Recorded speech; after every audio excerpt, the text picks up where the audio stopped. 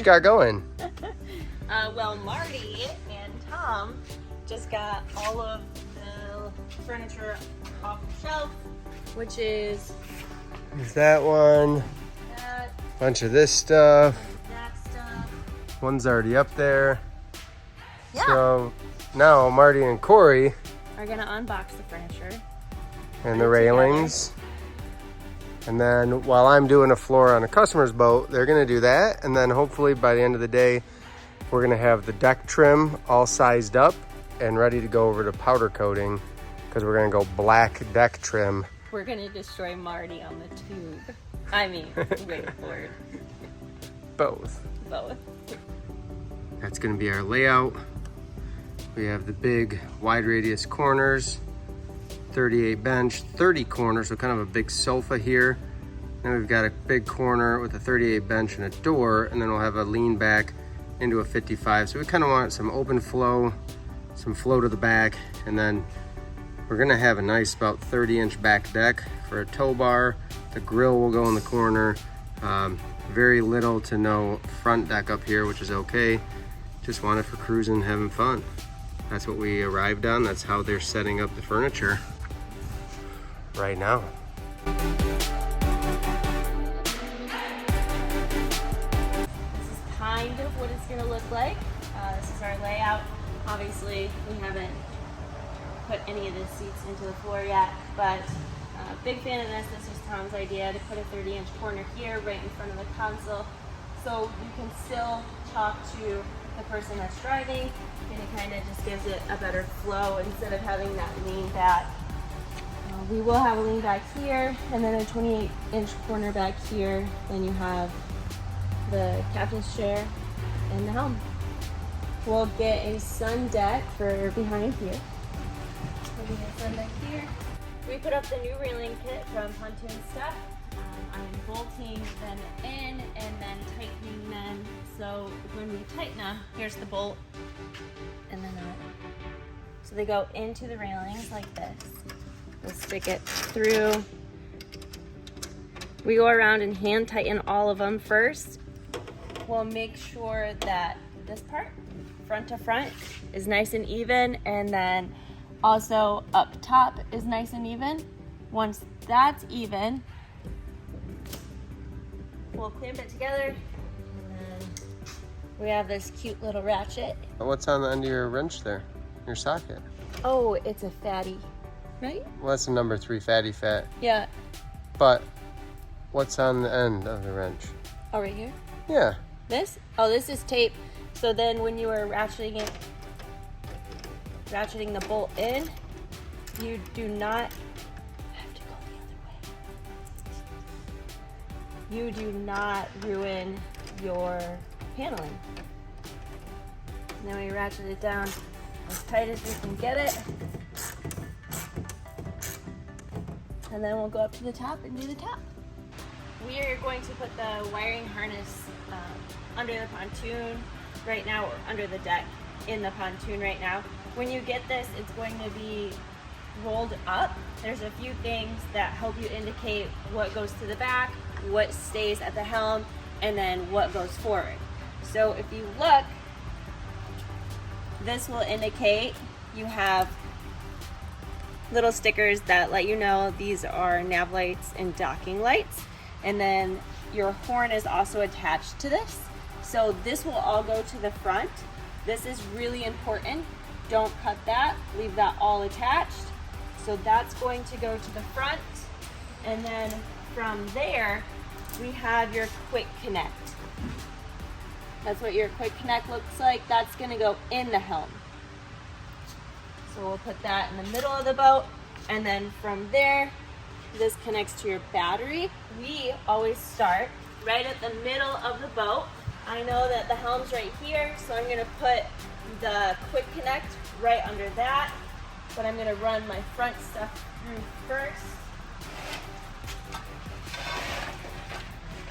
And I'll just work this all the way to the front.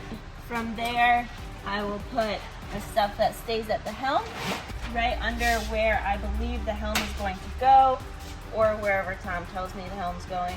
Right there. And then this little guy is going to be, so it's a gray and blue and black wire. This is usually what we use to connect to the bimini. So that is also going to stay right near the helm. So we just put it on the outside and leave it there for now until we hook up the bimini. Then we have your battery. Then this is also this wire, it's brown and orange.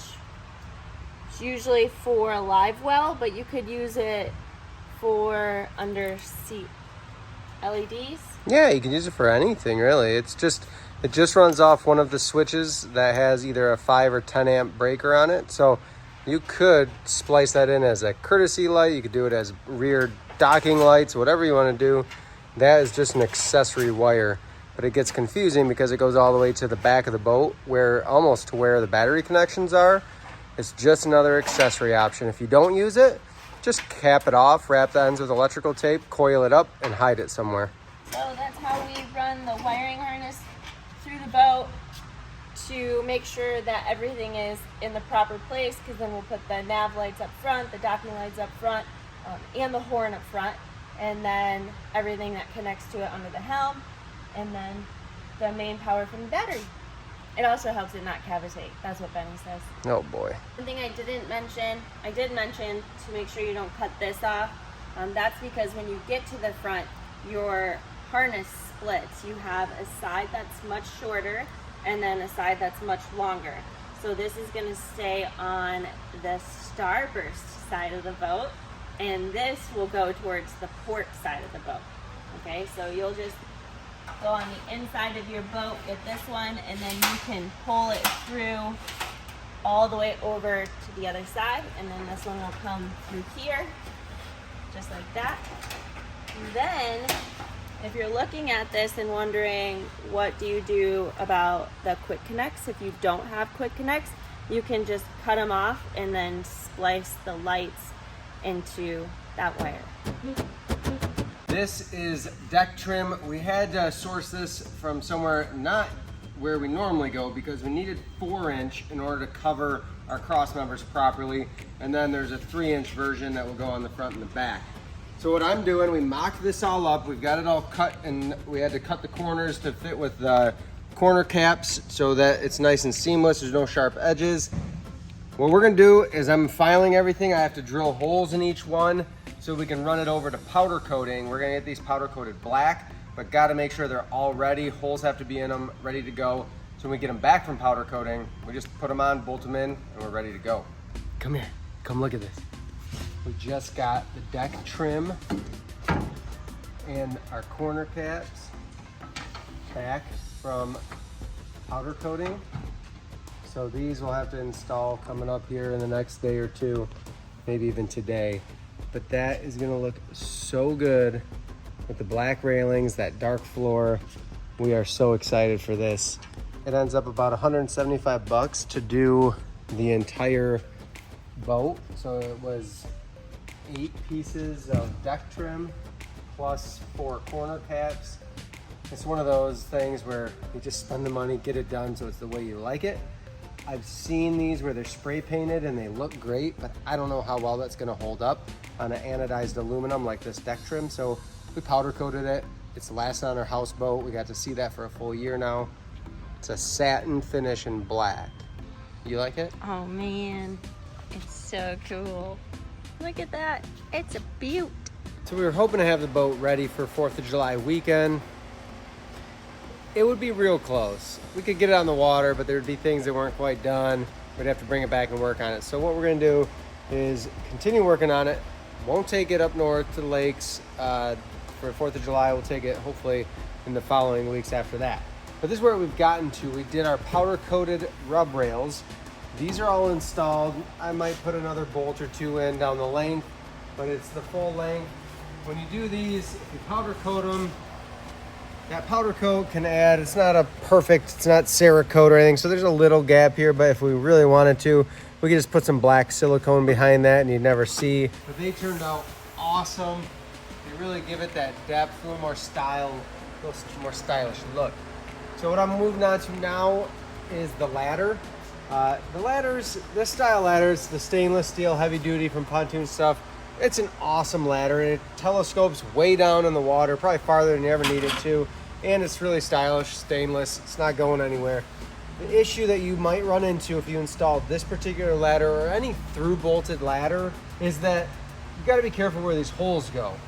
These ones, they wanted to go on just behind a cross member, which is fine if you're going through wood, but they were so close to the cross member, it wasn't going to give me any room to put a backing plate in. So I re-drilled the hole forward just a little bit. I had to stretch them forward slightly. It'll be just fine to put this front bolt down through. So it's just a 1/4 bolt with a nylock nut on the bottom. The back one is going to be just into a big fender washer, and then these back 3 will be without, they're not a big support part. They're just there for holding everything down against vibration. So that's what we're going to do now, is get this stainless ladder. There's just 4 bolts really that we need. I'll have to use Corey's help just to get her nimble hands underneath there to where we can tighten them. But then, hopefully still today yet, we're going to move on to the railings and getting at least this back section kind of mapped out, bolted in, not tightened down yet, but at least run all the holes so we have it ready for risers and then tightening everything. So this is a common tool that we create when you have to get in somewhere that you can't reach with your hand. This is an open end wrench with the closed end, and we put electric tape on the bottom. We call it a diaper. It's a diaper. So normally a nut would fall right through that wrench, the nylock especially, but the tape keeps it there. And then the other thing we do is we're going to use grease. This is Johnson Evinrude triple guard grease, some sort of grease, just to help lube that stainless up, because the stainless will seize if you're not careful.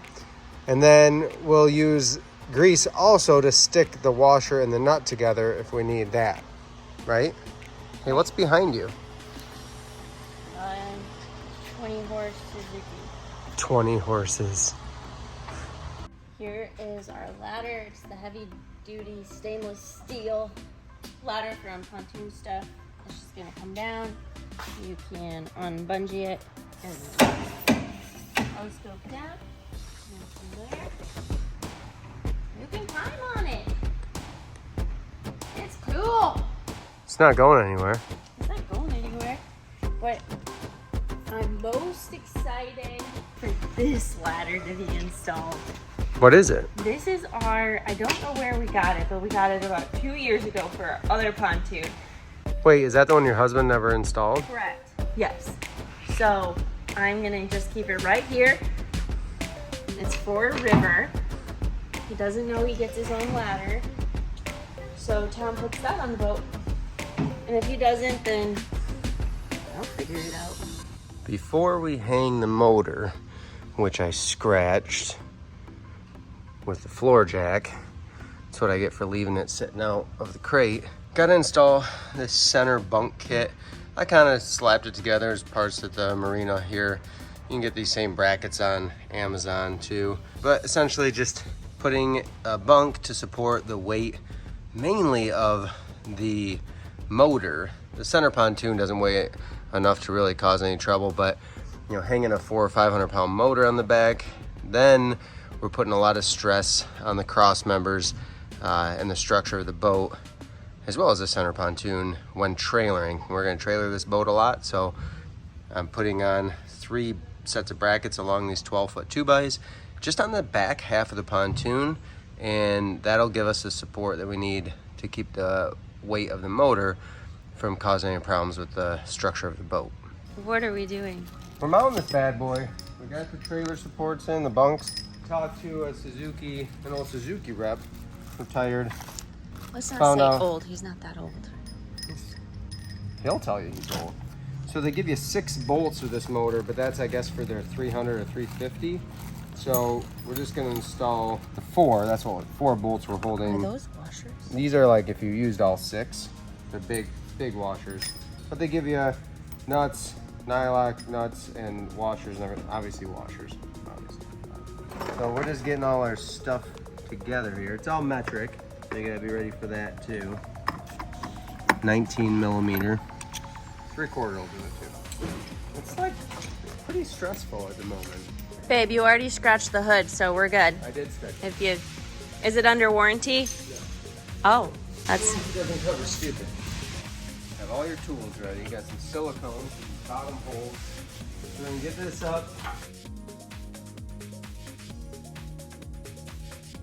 I'm gonna unbolt the motor now so we can get the crate out of there. John's here for plywood. Kind of a critical moment.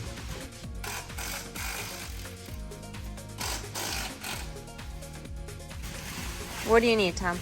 I have to pull, Marty has to stay on there. Yeah. I gotta lift this away. Want me to stand on there too to give it a Yeah, if little you weight? want to. And then John, if you'll just, I'm gonna lift the motor up a little bit so that this can slide out. I've got a little more leverage. You want this to come Yep. that way? Yep, just take that right on out of the way. Yeah. There she is. Okay, here's the really fun part. We're gonna bring the boat right back to the motor.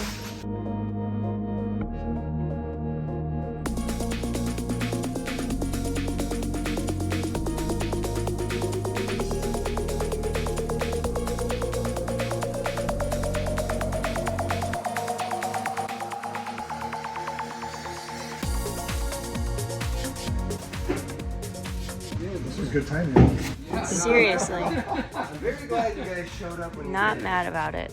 What are you doing? I'm just deciding on the level, and I really think we need to go all the way down. Just don't want to cavitate. I know a guy who has a pontoon boat shop.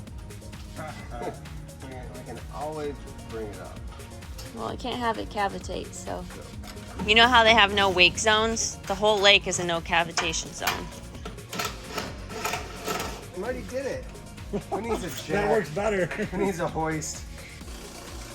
Tom, that's not a step, man. Thanks for looking out for me.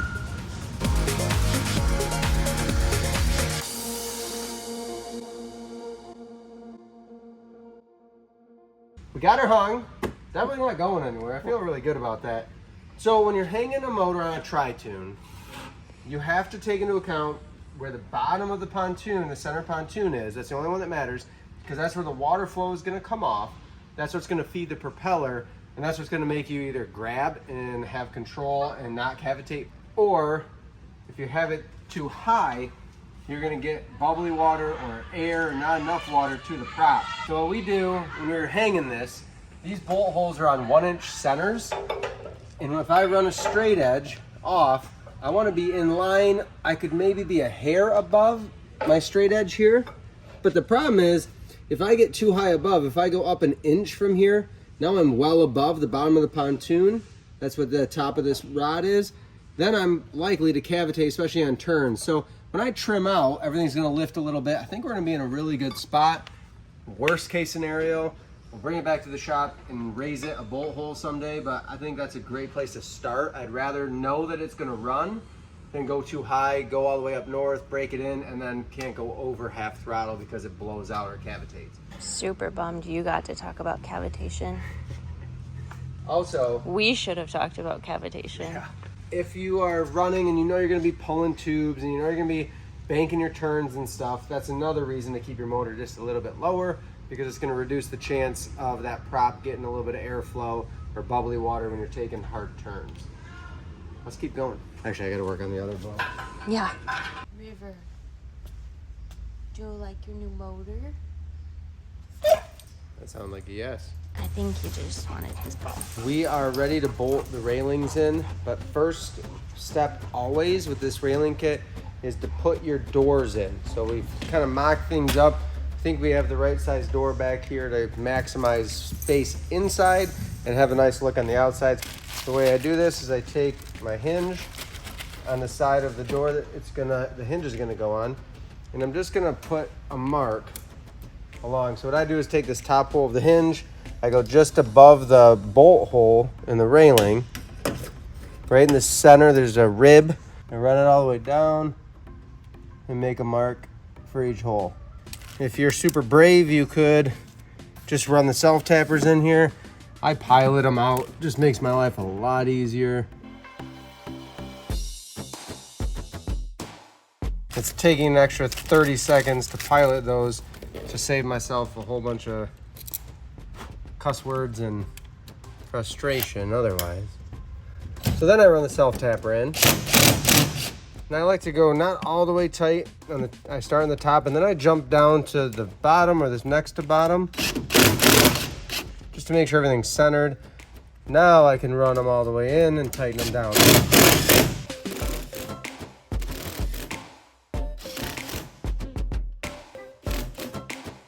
So keep in mind, nothing's bolted down railing-wise yet. So I have some freedom here. I'm gonna take my door, then I'm just gonna level everything out, line my hinge up again with those holes down that center rib. You can mark it.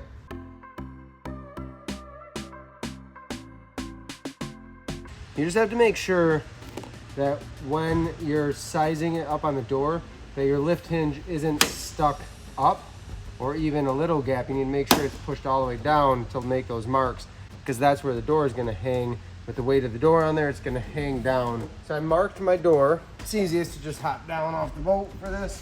So you can see on here, a couple of the marks wandered off of that middle rib. That's okay, I'll just make the hole in the middle rib right next to the mark. Position my door. I always start with that top screw just to get it held in place. This is where having it piloted helps a lot, because that self-tapper is gonna have somewhere to go right away. So again, I'll leave that one a little bit loose to start, and I'll get one of my bottom holes in.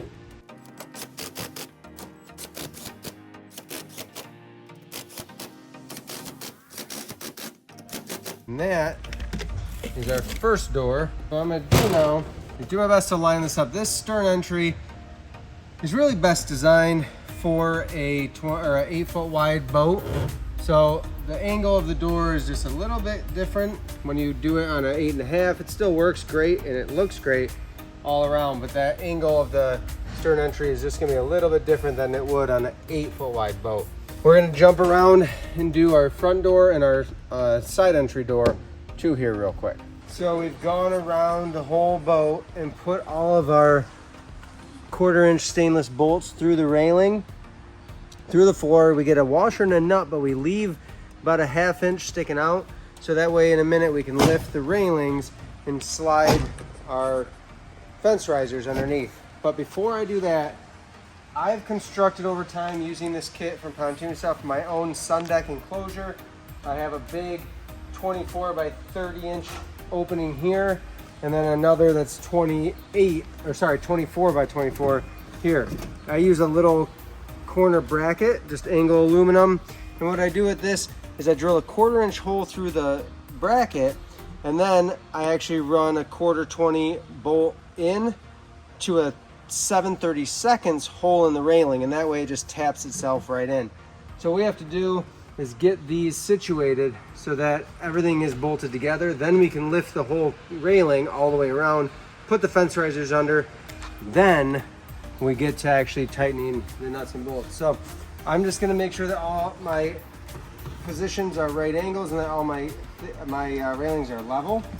And then I can get to drilling a 7/32 hole into the railing, and I'll run my little bolts in there. A couple ways to do this. We can use a right angle tool and try to get it as close as possible. Pretty darn good right there. The other thing I can do is I can take my tape measure, and if I'm touching here, I know that this is a 24-inch panel. So if I measure from the very top, I need 24 inches at the straight part here. So I need to come in a little bit right about there. That's nice and level. I really like that. So what I'm gonna do, I'm gonna drill a hole through my railing, and that'll use that little angle bracket. Pull this 1/4-20 little 1-inch bolt right into there.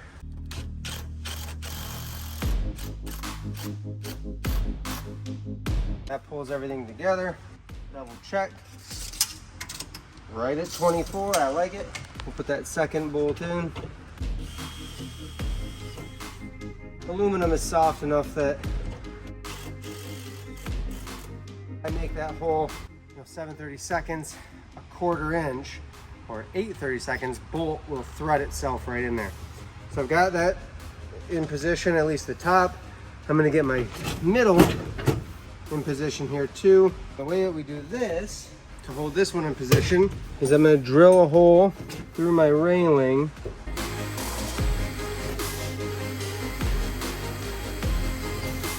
Make sure that my middle section here is even with the top, and then I'm gonna run this is a 7/32 bit all the way into this part of the railing.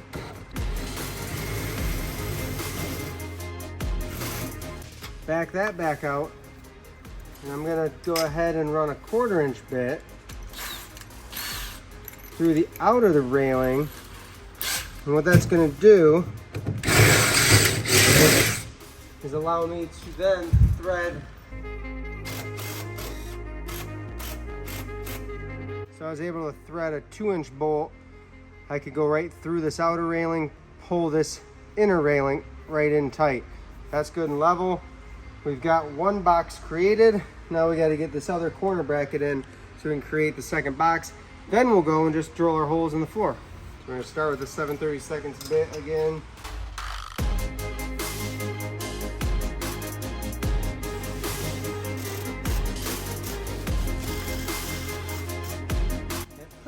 Roughed in at this point, so the last thing to do is going to be to just go ahead and run our bolts through the floor. That's how we frame this in. We've got our spacers underneath. We used a pry bar to pull the railing up where it was really heavy to get some leverage. We did put a piece of cardboard under it so it didn't scratch up the. So I just go barely tight with the impact, and then I come underneath. This is a very specific flat wrench or open end wrench for that bent to that tightening side, so that I can get in here and not get splinters every time I try to tighten something.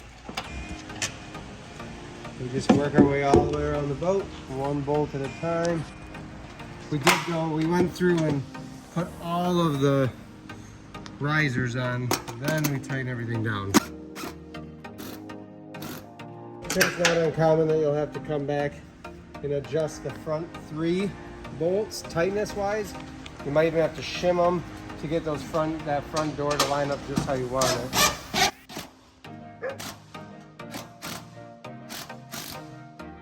The railings are all tightened down.